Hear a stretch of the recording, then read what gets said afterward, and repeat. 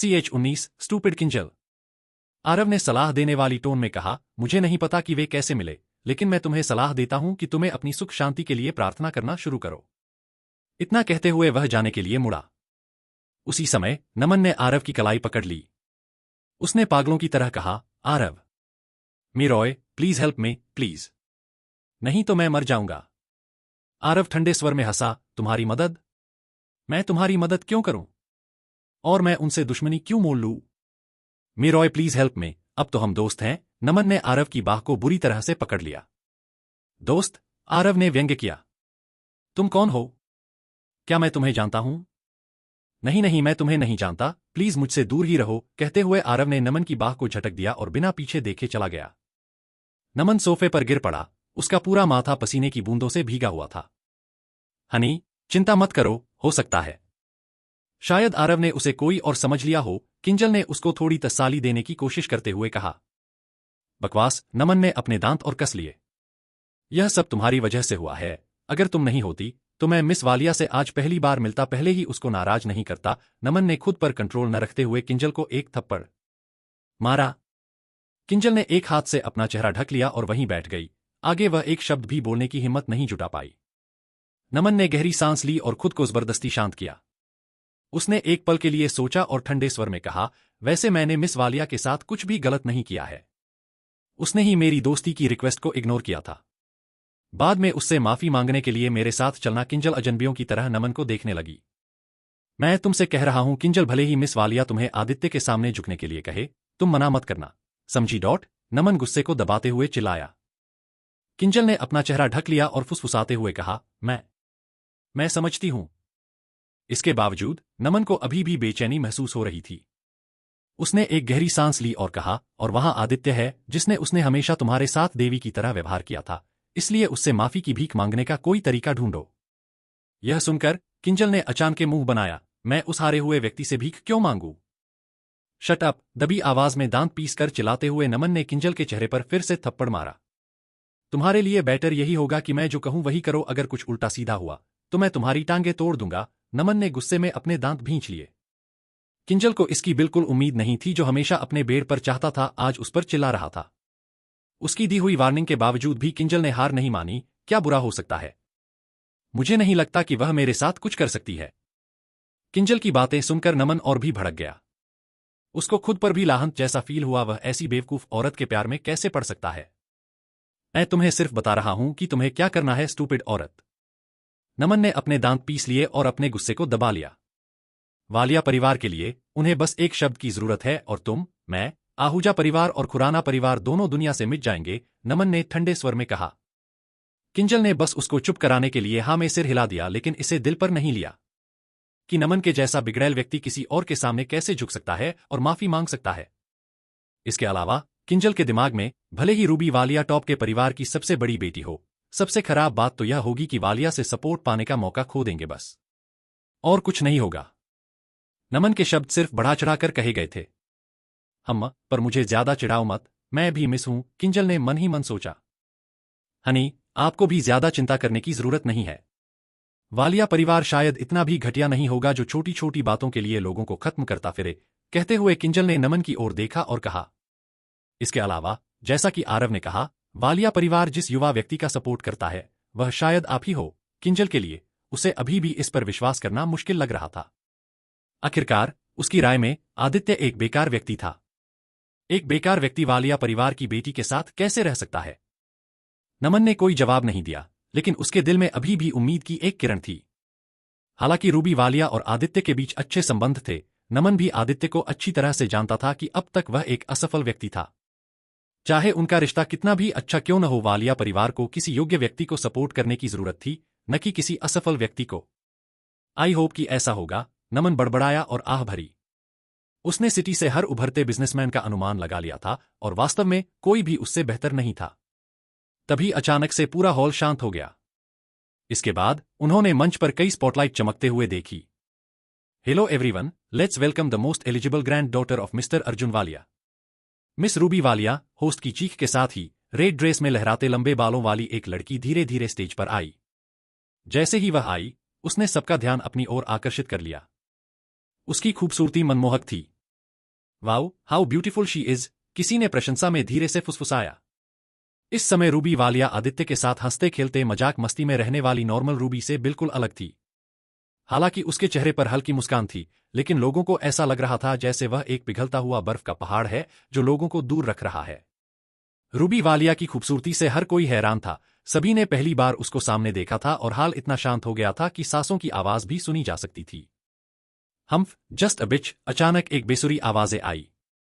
यह किसी और ने नहीं बल्कि किंजल आहूजा ने कहा था। हालांकि आवाज तेज नहीं थी, लेकिन ऐसा लग रहा था कि यह सभी के कानों तक पहुंच चुकी थी। एक पल में अनगिनत आंखें किंजल आहूजा की ओर मुड़ गईं। CH20, नमन या आदित्य? हम्फ, जस्ट अ बिच, अचानक एक बेसुरी आवाज आई। यह किसी और ने नहीं बल्कि किंजल आहूजा ने कहा था।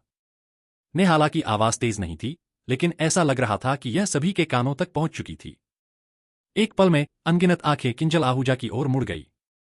आवाज तेज नहीं थी, लेकिन साइलेंस में यह बहुत ही क्लियर थी और सबने अचानक ही सुनी थी तो सबका हैरत में पड़ना लाजमी था, क्योंकि अब तक कोई भी वालिया फैमिली को क्रिटिसाइज करने की हिम्मत नहीं जुटा आया। आज किसी ने उनकी राजकुमारी के बारे में बहुत चीप वर्ड बोला। रूबी ने भी उस ओर ठंडी नजर डाली। वैसे तो वह अपने स्टेटस के खिलाफ कुछ भी सहन नहीं कर सकती थी, लेकिन किंजल को देखकर वह मन ही मन मुस्कुराई। हॉल में एकदम आवाजें सुनाई देने लग। Who is this stupid lady? क्या यह पागल हो गई है? वह जीने से थक गई होगी। मैं इसको जानता हूं, यह आहूजा परिवार से है। सेंस नहीं इसको। कहते हैं अज्ञानता असल में निडरता की ओर ले जाती है।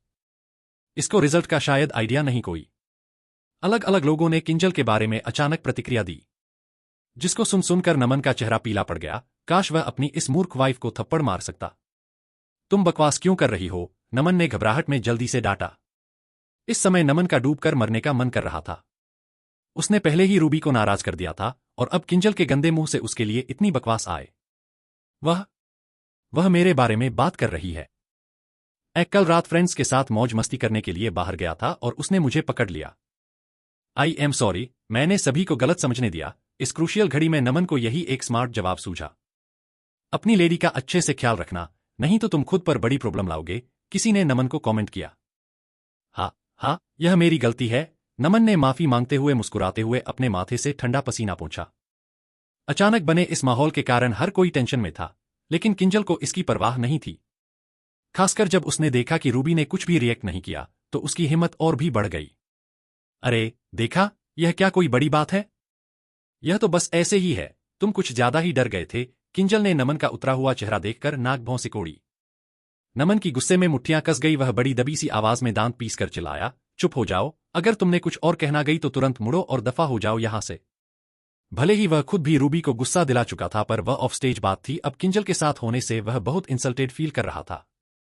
किंजल ने बात को शांत करते हुए कहा, मुझे समझ आ गया, मैं कुछ नहीं कहूंगी, ओके? नमन ने एक गहरी सांस ली और अपने दिल में लगातार प्रार्थना की। समय समय पर वह रूबी की ओर देखता था और केवल तभी जब उसे कन्फर्म हो गया कि रूबी परेशान नहीं है, तब उसे थोड़ी राहत महसूस हुई। लकीली मैं स्मार्ट हूं तो मौका संभाल लिया, नमन ने खुद से सोचा और खुद पर प्राउड फील किया। उसने यह भी नहीं सोचा था कि रूबी वालिया इन्वेस्ट करने के लिए इस सिटी आई थी और इन्वेस्ट का लक्ष्य सीधे रूप से पैसा कमाना था। वह निश्चित रूप से एक एलिजिबल बिजनेसमैन को सेलेक्ट करेगी। इस विचार के साथ ही नमन खुराना का दिल उम्मीद से भर गया। Please keep silence. होस्ट ने सबका ध्यान खींचा। पूरा हॉल तुरंत शांत हो गया। रूबी स्टेज से सभी पर नजर घुमा रही थी। जहां भी उसकी नजर पड़ी, वहां एक सिहरन सी दौड़ गई। हर कोई रूबी के बोलने का इंतजार कर रहा था। इस बार मैं वालिया परिवार के इन्वेस्टमेंट के रिप्रेजेंटेटिव के रूप में और साथ ही अपने रिप्रेजेंटेटिव के लिए सिटी आई हूं। आखिरकार रूबी ने बोलना शुरू किया। सब सांसें थामकर सुनने लगे। मैं इस सिटी में कुछ समय पहले से हूं और काफी लोगों से मिल चुकी हूं। उनमें से कुछ लोग ऐसे हैं जो अब तक कम जाने गए हैं या बिल्कुल अननोन, जिनकी एबिलिटी ने मुझे हैरत में डाल दिया। और कुछ ऐसे भी हैं जिनका सिटी में नाम तो है, लेकिन उनके काम और सोच का उनकी रेपुटेशन से कोई वास्ता भी नहीं। जब उसने यह कहा तो उसकी नजर किंजल और नमन पर पड़ी। किंजल का चेहरा अचानक बदल गया और वह अपने दिल में रूबी को कोसने से खुद को नहीं रोक सकी। सब कुछ बर्बाद हो गया। नमन के दिल में यह आवाज गूंज गई जब उसने रूबी की नजर को देखा। फिर उसने बहुत ही अफसोस के साथ किंजल को देखा। रूबी ने अब सामने खड़े लोगों को देखा और कहा, मैं आप सभी को एक युवा व्यक्ति से मिलवाना चाहती हूं जो इस सिटी में मेरे सर्वे के अकॉर्डिंग अब तक सबसे बेहतरीन व्यक्ति है। ये शब्द सुनकर नमन और किंजल अनजाने में शांत हो गए। सबसे बेहतरीन व्यक्ति? फिर तो यह आदित्य कभी नहीं हो सकता, क्योंकि उन्होंने अभी तक आदित्य की कोई खास बात नहीं देखी थी। वह खाना बना सकता है, कपड़े धो सकता है, ऐसे आदमी को बेहतरीन कभी नहीं कहा जा सकता। नमन के दिमाग में कई नाम तेजी से आए। सिटी की यंग जनरेशन में से केवल कुछ ही ऐसे हैं जिन्हें एलिजिबल कहा जा सकता है, और नमन उनमें से लगभग सभी को जनता था। इस पर अच्छे से विचार करने के बाद नमन के मन में किसी का नाम आया। अगर वह नमन खुद नहीं तो वह आरव रॉय ही होगा। अगर मेरे साथ यह इडियट किंजल न होती तो वह नाम मेरा ही होता। सोचकर नमन का मुंह कड़वा हो गया। लेकिन यह भी ठीक है, जब तक मेरे आरव रॉय के साथ अच्छे संबंध हैं तब तक खुराना परिवार के पास अभी भी कुछ न कुछ उम्मीद है, नमन ने खुद से सोचा। इस शांति के वातावरण में अनगिनत दिल घबराहट से सिकुड़ गए। वे सभी जानना चाहते थे कि वालिया की प्रिंसेस किस आदमी में पॉसिबिलिटी को देखती है। Now with big clap please welcome mister, Ruby ने जानबूझकर एक सस्पेंस भरा गैप छोड़ा। तभी हॉल में एक स्पॉटलाइट जगी। स्पॉटलाइट्स दर्शकों के बीच इस तरह से घूमी मानो वे किसी को चुन रहे हों। आखिरकार रोशनी नमन खुराना पर पड़ी। अगले ही पल सभी की निगाहें नमन खुराना पर टिक गईं। नमन का दिल जोर से धड़का, उसको इस सिचुएशन पर जैसे यकीन ही नहीं हुआ। उसकी आंखें हैरानी से बड़ी बड़ी हो गई। It's really good, unbelievable. Naman बहुत ही उत्साहित हो गया, उसकी आंखों में गर्म आंसू भर आए। देखो, मेरा अनुमान सही था। मिस वालिया जैसी स्मार्ट बिजनेस वुमेन कभी भी पर्सनल फीलिंग और राइट्स को मिक्स नहीं करेंगी। नमन की खुशी का कोई ठिकाना नहीं था।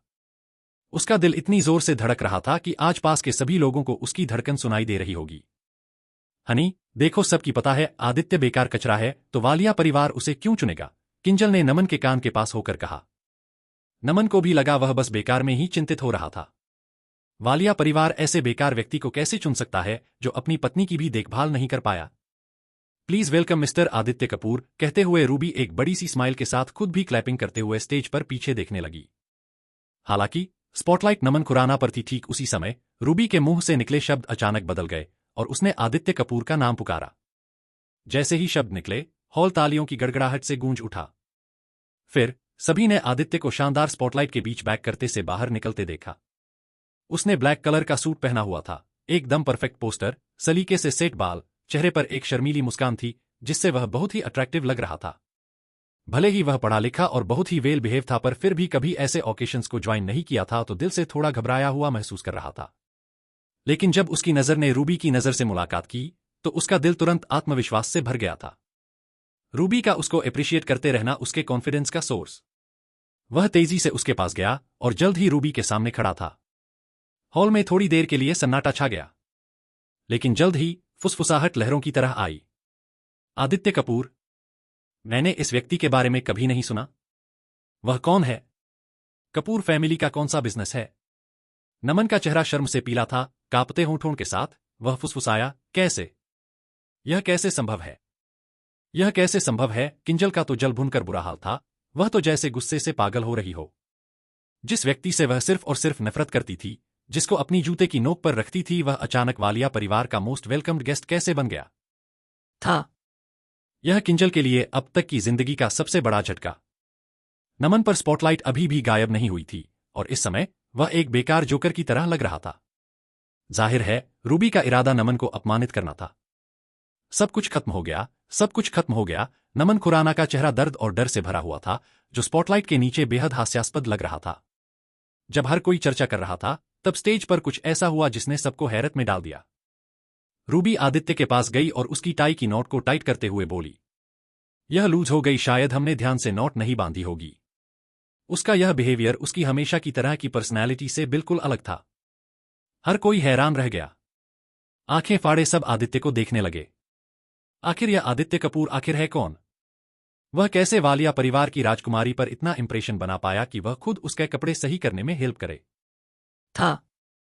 रूबी की इस हरकत पर स्टेज पर खड़ा आदित्य भी थोड़ा शर्मीला। क्या हुआ, आप ऐसे क्यों देख रहे? रूबी ने आदित्य की आंखों में शर्मीली झलक देखकर पूछा। उसने फुसफुसाते हुए कहा, क्या इतने सारे लोगों के सामने यह सच में ठीक है? CH21 इन नजदीकियों का क्या समझूं? उसने फुसफुसाते हुए कहा, क्या इतने सारे लोगों के सामने यह सच में ठीक है? इसमें क्या गलत है? रूबी ने अपनी आंखें घुमाईं। क्या आप सभी से कुछ कहना चाहते हो? रूबी ने आदित्य के कान में धीरे से पूछा। आदित्य एकदम से कुछ नहीं बोला, ऐसा लग रहा था कि वह थोड़ा घबराया हुआ है। अगर आप बात नहीं करना चाहते तो भी कोई बात नहीं, रूबी मुस्कुराई और उसे दिलासा दिया। नहीं, आदित्य ने एक गहरी सांस ली और रूबी हाथ से धीरे से माइक्रोफोन पकड़ा और कहा, मैं आपको कभी निराश नहीं करूंगा। आदित्य का स्वर दृढ़ और दृढ़ था। रूबी ने थोड़ा हैरत से आदित्य को देखा, उसकी बड़ी आंखों में खुशी का एक स्पर्श था। आदित्य ने माइक्रोफोन पकड़ा और सामने खड़े लोगों को देखा। इन अमीर लोगों की आंखों का सामना करते हुए आदित्य ने अपनी मानसिकता को स्थिर रखने की पूरी कोशिश की। उसने एक गहरी सांस ली और धीरे से कहा, मुझे पता है कि आप मुझे नहीं जानते और इससे पहले जो मुझे जानते थे उनके लिए मैं बस एक बेकार व्यक्ति था। लेकिन कुछ ही समय में आप बिना किसी और से जाने खुद आदित्य कपूर के काम को जानेंगे। मुझे बस इतना ही कहना है। आदित्य ने माइक्रोफोन रूबी को वापस थमा दिया। पूरे हॉल में एक बार तालियों की गड़गड़ाहट गूंजी, फिर मौत जैसा सन्नाटा छा गया। कुछ लोग शक के घेरे में थे आदित्य की काबिलियत को लेकर और कुछ ने विश्वास करना सही समझा। I believe in you, Ruby अचानक बोल पड़ी। रूबी की आवाज में झलक रहे विश्वास को देखकर सामने उसको नाराज न करने वाले लोग भी हामी भरने लगे। मिस वालिया गलत इंसान को सपोर्ट नहीं करती। हम भी ट्रस्ट करते हैं। आपकी स्किल्स से वाकिफ होने का मौका जल्दी देना प्लीज। लोगों में से एक के बाद एक प्रतिक्रिया हुई और जोरदार तालियां बजीं। लेकिन आदित्य खुद को कड़वाहट से मुस्कुराने से नहीं रोक सका। वह अच्छी तरह से जानता था कि ये लोग वास्तव में उस पर विश्वास नहीं कर रहे थे, वे बस रूबी वालिया को अपमानित करने की हिम्मत नहीं कर पाए। हम लूजर दिखा देगा कपड़े धोकर सबको अपनी स्किल्स। किंजल खुद को आदित्य की निंदा करने से नहीं रोक सकी। इस बार किंजल के आसपास के लोग भी कुछ हद तक नाखुश थे। ऐसा लगता था जैसे वह यहां सिर्फ क्रिटिसिज्म करने ही आई है, पर अच्छी रेपुटेशन वाले लोगों को ऐसी बचकानी बातें पसंद भी नहीं आती। ऐसा लगता है कि आपकी परफॉर्म करने की स्ट्रांग इच्छा है। क्यों न आप स्टेज पर आकर कुछ शब्द बोलें। इस बार रूबी को भी किंजल की घटिया हरकत पर गुस्सा आ गया, फिर भी उसने किंजल को ठंडेपन से देखा। अपनी और घूमी नाराजगी भरी निगाहों के बीच किंजल कुछ नर्वस हो गई। किंजल ने आंखें फाड़कर देखा, कुछ बोलने वाली थी। नमन ने जल्दी से अपना मुंह ढक लिया और कांपती आवाज में कहा, मिस वालिया, वह उसके पास स्टेज पर आने की एबिलिटी नहीं है, वह कुछ नहीं बोलना चाहती होगी, प्लीज ऐसा मजाक मत करो। रूबी ने नाक सिकोड़ी और कहा, अगर उसने फिर से कुछ अपमानजनक कहने की हिम्मत की तो उसे परिणामों पर विचार करना पहले कर लेना चाहिए। यह वाक्य बोलने के बाद रूबी ने नमन पर ध्यान नहीं दिया। हनी, मुझे बोलने दो, क्या यह हमारे साथ खिलवाड़ नहीं है? जब उसने हमें नहीं चुना तो उसने हमें क्यों स्पॉटलाइट में खड़ा किया? किंजल नाराजगी में बड़बड़ाई। शट अप, नमन खुद को रोक नहीं सका और जोर से चिल्लाया। इस समय जितना अधिक वह किंजल को देखता उतना ही अधिक घृणा महसूस करता।